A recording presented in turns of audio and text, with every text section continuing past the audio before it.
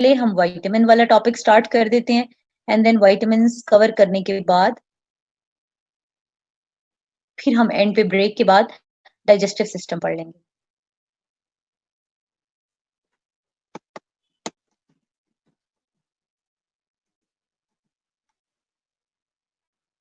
Vitamins को define करती हूँ, इसको क्लासिफाई करती हूँ, क्लासिफाई करने के बाद एक टेबल बनाएंगे और आसानी से हम उसको लिखेंगे और हमें याद हो जाएगा। ये क्वेश्चन जिस तरह से पढ़ाया जाता है, पढ़ाया जाता रहा, मैं इस सब्जेक्ट को 5 साल से पढ़ा रही होंगी, तो मैं इसको हमेशा ऐसे ही पढ़ाती थी और 2019 में एज़ इट इज़ क्वेश्चन आया हुआ था। क्वेश्चन इस तरह है कि सबसे पहले विटामिन आपको डायरेक्टली नहीं पूछते कि भाई जी ये प्लीज़ विटामिन पे नोट लिख दें। वो आपको पूछते हैं कि डिज़ीज़ कैसे हुई? नहीं, सॉरी, ये पर्टिकुलर डिज़ीज़ किस चीज़ की डेफिशिएंसी से हुई? आप डिज़ीज़ को थोड़ा-सा एक्सप्लेन करते हैं and then you identify the particular vitamin जिसकी डेफिशिएंसी से आपको वो पर्टिकुलर में ये सोर्सेज़ या ये चीज़ इस्तेमाल करें जो उस विटामिन का सोर्स होगा और आपकी ये डिज़ीज़ जो है वो हल हो जाएगा, मसला हल हो जाएगा। तो विटामिन्स आर मैं इस डेफिनिशन को स्प्लिट कर देती हूँ। जी बिल्कुल, डॉक्टर आमिर ये क्वेश्चन ही पहला ये था 2019 के पेपर में मौजूद है, 2019 18 के शायद 18 या न 18 में मौजूद है। नहीं 19 में, 2020 का पेपर भी हो चुका हुआ है। हाँ।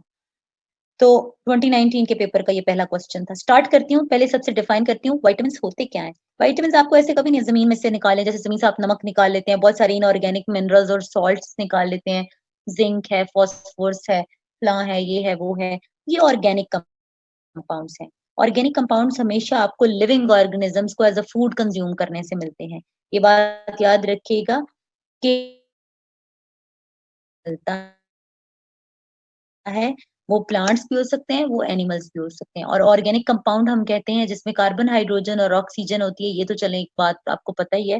लेकिन लिविंग ऑर्गेनिज़्म को एज़ अ फूड कंज़्यूम करेंगे आप, मतलब जो भी आप प्लांट्स वगैरह हम उनसे जो फूड खाते हैं या एनिमल्स को एज़ अ फूड कंज़्यूम करते हैं, तो उनसे हमें विटामिन्स मिलते हैं। ठीक हो गया। Vitamins are organic compounds that are required in minute और tiny amounts, ये हमें हमेशा थोड़ी मिकदार में चाहिए होते हैं, बहुत ज़्यादा कभी भी नहीं चाहिए होते। They are required in tiny amounts. ओहो! अमाउंट का वो खराब हो गया। चलें आप लिखें they are required in tiny amount. मैं इसको ठीक कर लूँ ज़रा।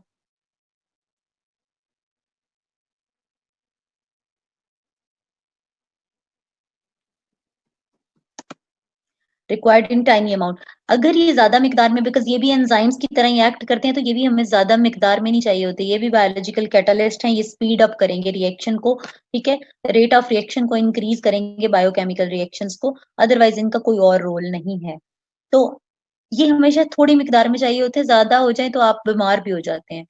Vitamins are organic compounds that are required in tiny amounts to complete or to carry out many biochemical reactions.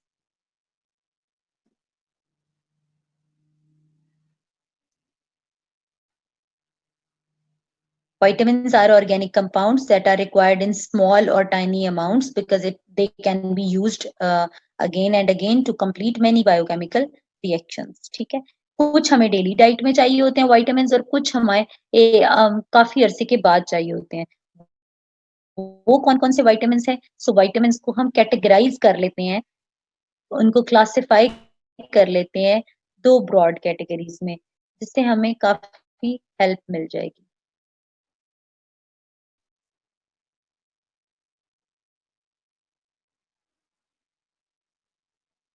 Vitamins are organic compound, ये आपने सच कर लिया है।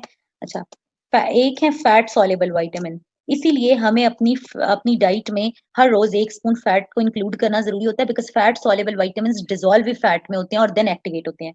तो fat soluble vitamins stay in your body for longer period of time. Fat soluble vitamin stay in your body for longer period of time। और fat soluble vitamin में आता है vitamin A, D, E and के। ठीक है, फिर दूसरी category आती है water soluble vitamin.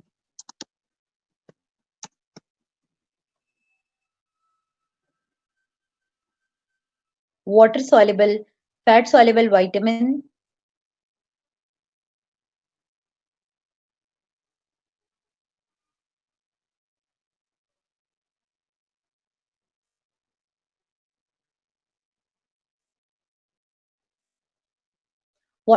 fat soluble vitamins stay in your body for longer period of time, so they shouldn't be included, or these vitamins shouldn't be included in your daily diet.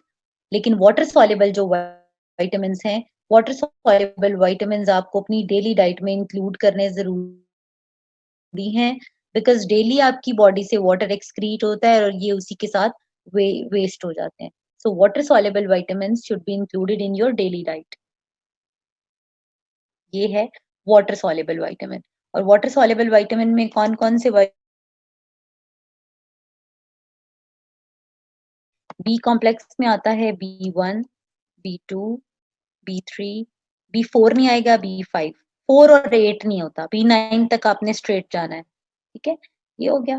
चलिए मैं ऐसे लिखती हूँ, दो उसके groups बना देती हूँ ना, चार चार के।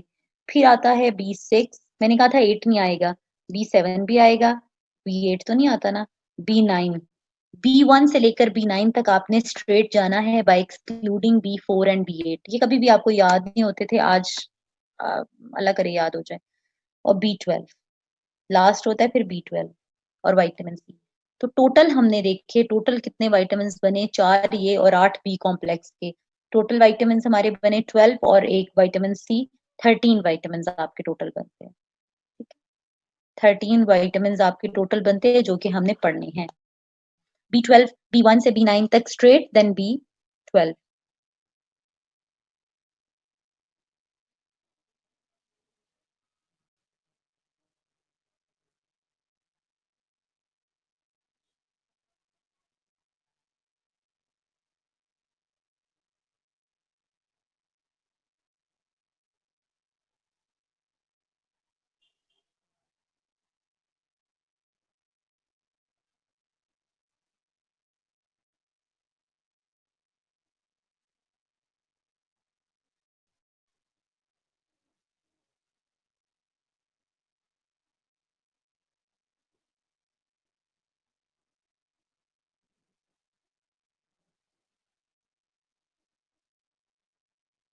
जी, आगे पढ़ना शुरू करते हैं। अभी डिस्कवर नहीं हुआ B4?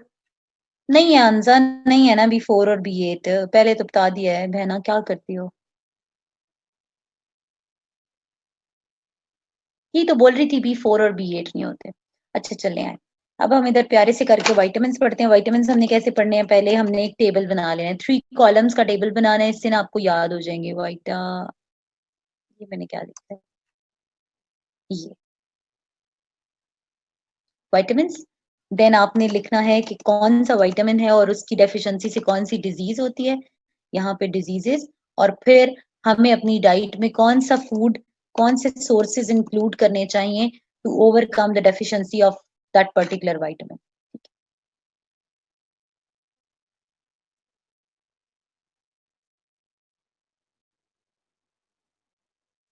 ये आपकी फर्स्ट क्लास है, सेकंड क्लास है? आई मीन टू से सुबह कोई क्लास थी? Okay, first. देन आप तो फ्रेश ही होंगे। अच्छा, कुछ लोगों की सेकंड है, कुछ लोगों की फर्स्ट है।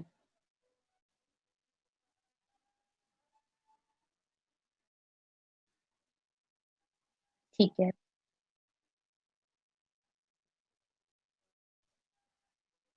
जी जी आयशा, बिल्कुल है एनर्जेटिक। रात 12 से 12, 12 घंटे और एक 13 घंटे। मैं तो ऐसे ही रहूंगी। ठीक है। अच्छा चले आए, हम एनर्जेटिक होके पढ़ना चाहिए। किधर गया विटामिन? विटामिन ए,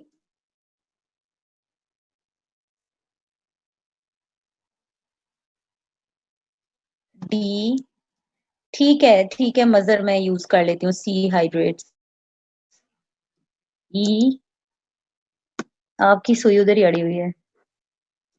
ये और ठीक है। ये हैं हमारे फैट सॉल्युबल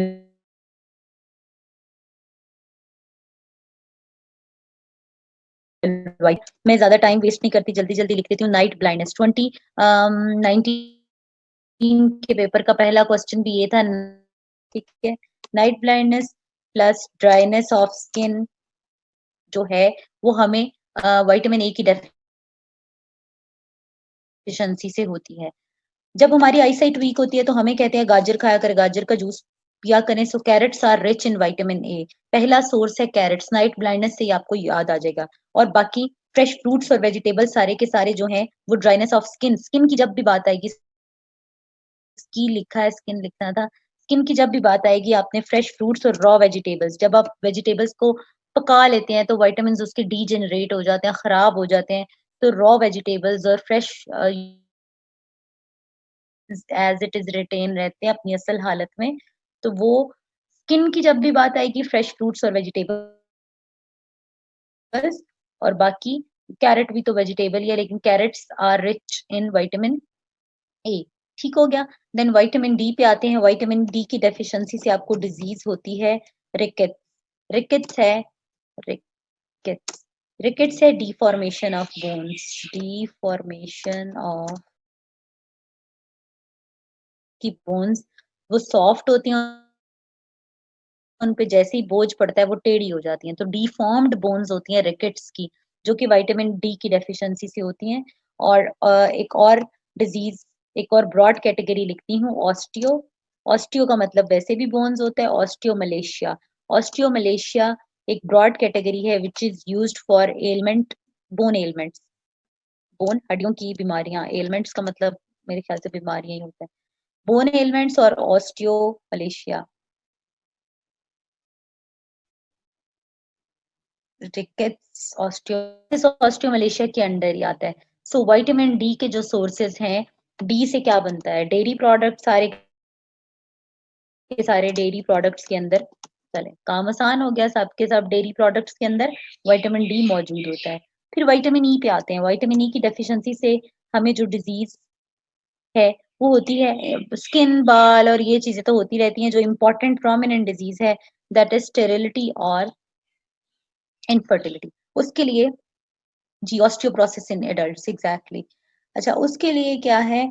उसके लिए आपने इधर क्या, विटामिन ई के लिए आप लोगों ने कौन से सोर्सेज यूज करने हैं? आयरन रिच फूड जो होता है उसमें विटामिन ई बहुत ज्यादा होता है। सपोज एप्पल है, बैंगन है, स्पिनच है, या आप इस तरह से लिख रहे हैं green leafy vegetables. Green leafy vegetables के अंदर आयरन बहुत ज्यादा होता है और उसमें विटामिन ई भी बहुत ज्यादा होता है।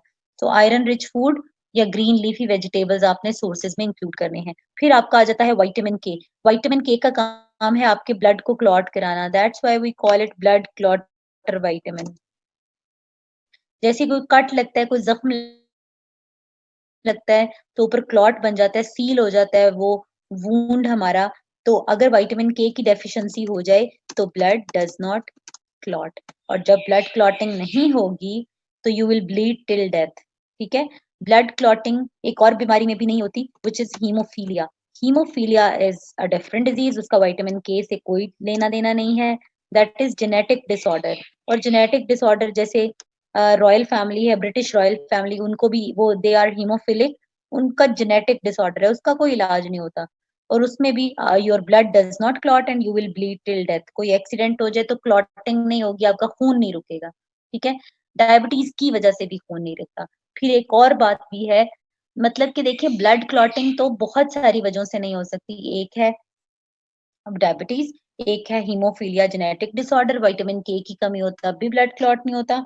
और लास्ट एक रह जाता है, जब आपके प्लेटलेट्स कम होते हैं तो भी ब्लड क्लॉटिंग कम हो जाती है। ठीक हो गया। और विटामिन के लिए भी आपने ग्रीन लीफी वेजिटेबल्स यूज करनी है। तो सोर्सेज तो कोई मुश्किल थे ही नहीं। पहले वाले में कैरेट से और फ्रेश फ्रूट, स्किन से याद आ गया, खत्म। डी से डेयरी प्रोडक्ट याद आ गया। और विटामिन ई और के दोनों के दोनों ग्रीन लीफी वेजिटेबल्स और आयरन रिच फूड से आपको मिल जाते हैं। ठीक है। ये हमने कर लिए पहले विटामिन्स। नेक्स्ट पे चलते हैं नेक्स्ट पे हम वाटर सॉल्युबल विटामिन लिखते हैं एंड देन हम ब्रेक ले लेंगे।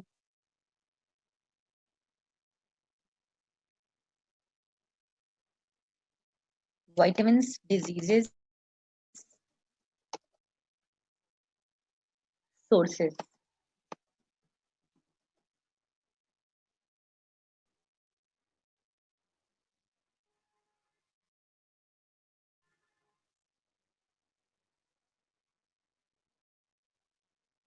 ये है वाटर सॉल्युबल विटामिन, ये आपको अपनी डेली डाइट में इंक्लूड करने चाहिए। बी कॉम्प्लेक्स, ठीक है जी। स्टार्ट करती हूँ। B1, B2, B3 और B5 हम साथ साथ ही लिख लेंगे। B3 and B5, then B6, क्योंकि इसके सोर्सेज और इसकी डिजीज एक ही है। B6, B7, B8 तो है ही नहीं, B9 और B12, और अब मैं इनके बीच में स्पेस इंक्रीज कर देती हूँ।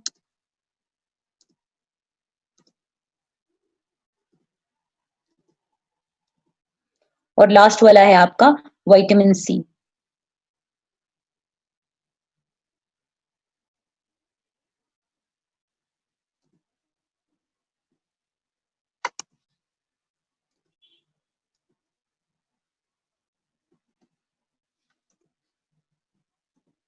ठीक है, विटामिन सी बी कॉम्प्लेक्स में नहीं आता, बस वो अलग से है।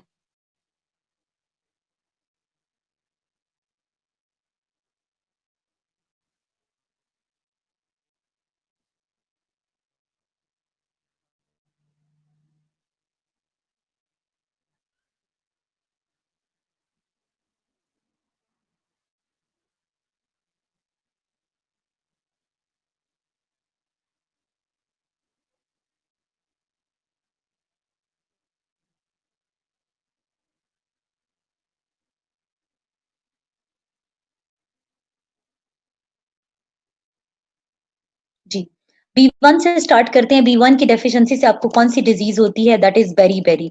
बेरी बेरी काफी फेमस है, पेपर में भी आई हुई थी। Beriberi is a nervous system element. Nervous system की बीमारी है, nervous system, it's an element of nervous system.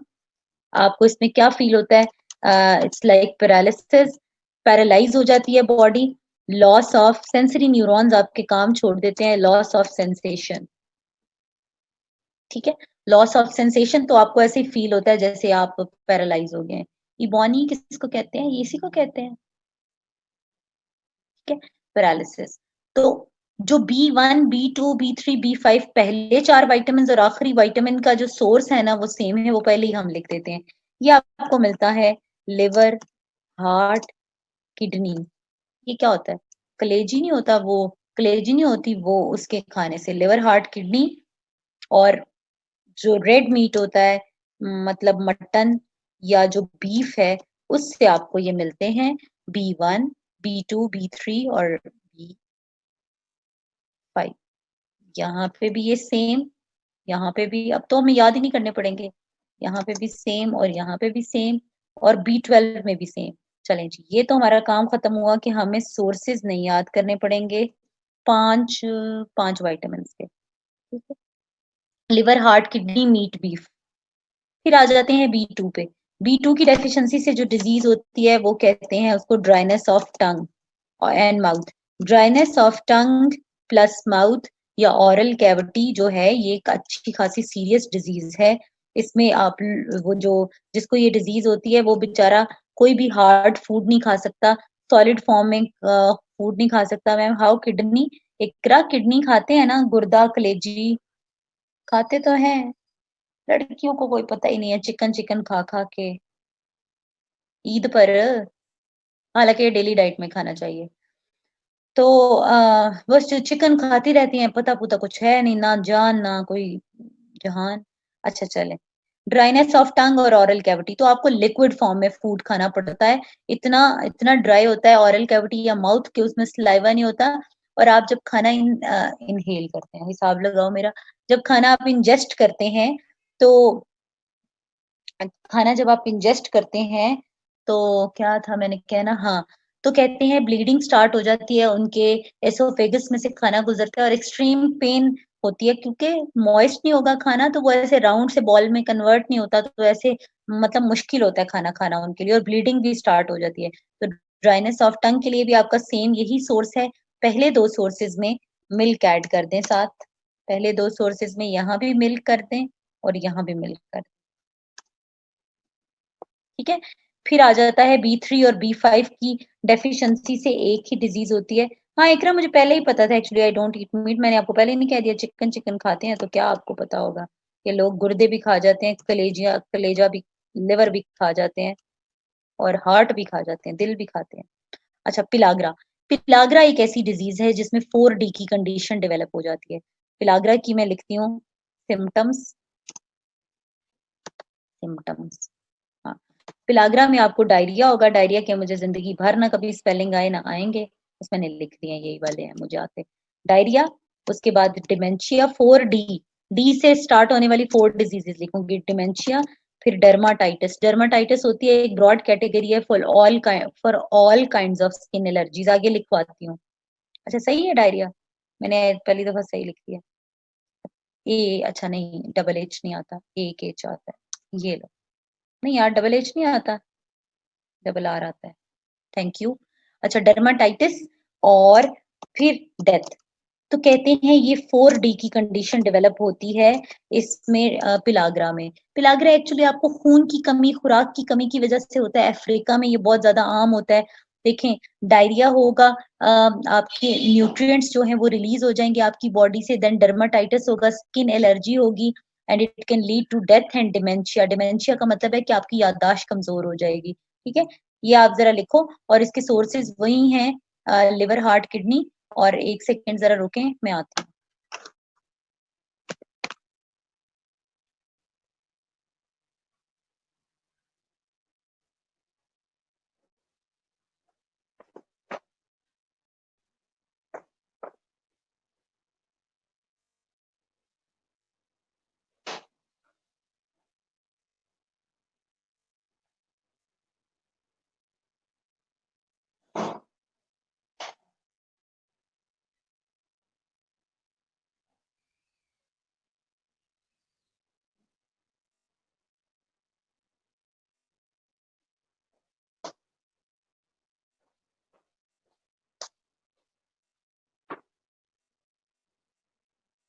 जब आपको वीकनेस होती है, शुगर लेवल डाउन होता है, तो स्किन ड्राइनेस खुद ब खुद हो जाएगी एंड देन उसके बाद देखें आपके खुद नोटिस कर लें कि डिमेंशिया आपके ब्रेन में ग्लूकोज़ का लेवल कम हो रहा है, तो ऑब्वियसली आपकी क्या याददाश्त होगी।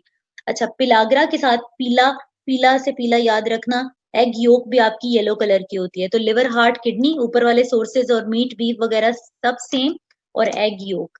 Egg yolk is rich in B3 and B5 ठीक है? ये लिखें 1 सेकंड बस रुकें।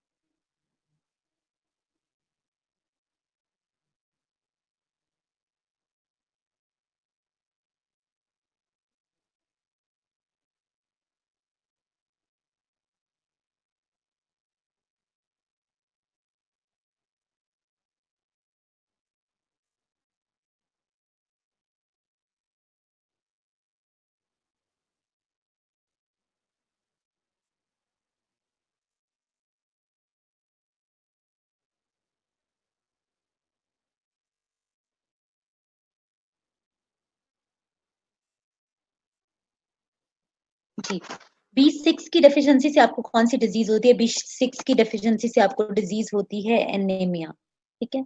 एनीमिया एनीमिया के लिए आपको जितने भी आपके ग्रेन्स होते हैं ना, अगर आप वो यूज़ करें मल्टी ग्रेन फ्लोर अगर आप यूज़ करें तो एनीमिक आप कभी भी नहीं होते। जैसे व्हीट है, कॉर्न है, सनफ्लावर सीड्स हैं, इनके अंदर विटामिन B6 जो है कुछ बाज़ार से जो आटा लेकर आते हैं ना, कभी ऐसे कोई इंग्लिश सा पैकेट हो ना, उसके ऊपर लिखा होता है रिच इन B6 ठीक है? तो मल्टीग्रेन्स वाला जो फ्लोर होता है, उसके ऊपर भी लिखा हुआ होता है। तो sunflower seeds and olive oil की बॉटल पे भी लिखा हुआ होता है, ऑलिव ऑयल भी जो है उसमें भी B6 मौजूद होता है, ठीक है? उसके बाद आ जाता है B7 ये एनीमिया हमने कर लिया। B7 को बायोटिन कहते हैं, इसका केमिकल नेम है बायो बायोटिन फेमस है काफी। बायोटिन, हमारे सारे डर्मेटोलॉजिस्ट बायोटिन बायोटिन कह रहे होते हैं। तो ये हेयर के लिए एग्जैक्टली और स्किन के लिए, एक्चुअली हेयर तब खराब होते हैं जब स्किन खराब होती है, स्कैल्प खराब होता है। डर्माटाइटिस, डर्माटाइटिस क्या है? Dermatitis is a broad category for all kinds of skin allergies. Skin allergies के लिए एक ब्रॉड कैटेगरी यूज की जाती है जिसको कहते हैं डर्माटाइटिस। ठीक है, तो बायोटिन आपने ये लिख लिया, और सोर्सेज अब आपको मुझे बताने की जरूरत ही नहीं थी, मैं आपको ऑलरेडी बता चुकी हूँ। फ्रेश फ्रूट्स और वेजिटेबल्स जब आप खाएंगे ना, तो बस आपके सारे मसले हल। ठीक है, B9, B9 if I am not wrong folic acid होता है। डॉक्टर आमिर आप बताइएगा, कोई और डॉक्टर है तो जरा बोले। Folic acid is B9। ठीक है, B9 की डेफिशिएंसी से भी आपको इनफर्टिलिटी, और विटामिन ई और B9 की डेफिशिएंसी से आपको सेम डिजीज होती है, इनफर्टिलिटी और स्टेरिलिटी। अच्छा, जो B9 की डेफिशिएंसी से होती है ना, ये जरा इनफर्टिलिटी और स्टेरिलिटी जरा सीरियस होती है, क्योंकि इसमें आपके फॉलिकल सेल्स ही नहीं बनते। Follicle cells are sperms and eggs, तो वो ही नहीं बनते, तो इसको ट्रीट करना थोड़ा सा मुश्किल होता है। तो वैसे हो ही जाता होगा ट्रीट। अच्छा, फॉलिक एसिड या फॉलेट जैसे आपने कहा, तो फॉलिक एसिड और आयरन टैबलेट्स आपको सबसे पहले स्टार्ट करा देते हैं, और आयरन रिच फूड आपको रेकमेंड किया जाता है, ग्रीन लीफी वेजिटेबल्स। ये है जी वही वाले सोर्सेज जो मैंने विटामिन ई के लिखे थे।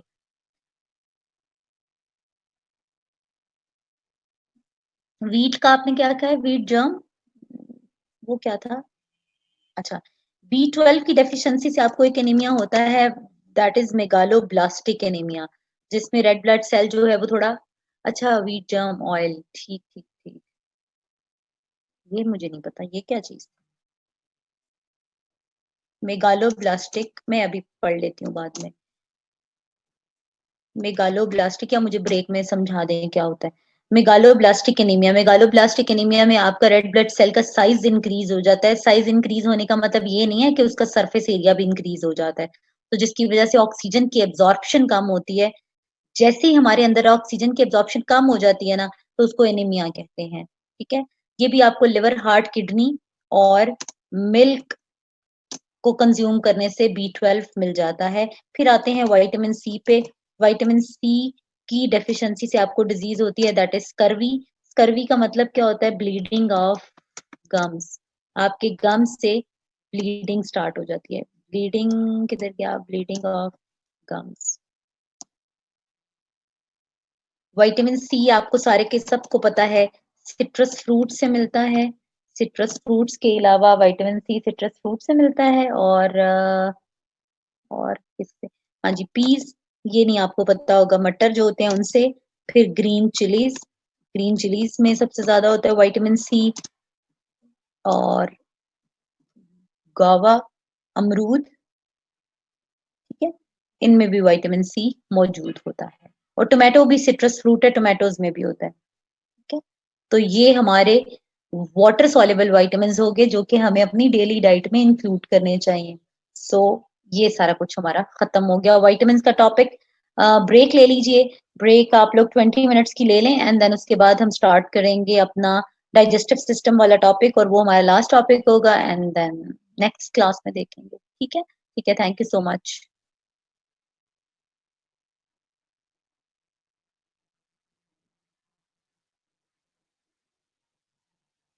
वो बैलेंस डाइट में मैं आपको पढ़ा दूंगी, बस वो ऐसे लिखना ही है, मिनरल्स की हेडिंग। ठीक है, ठीक है जी, थैंक यू सो मच।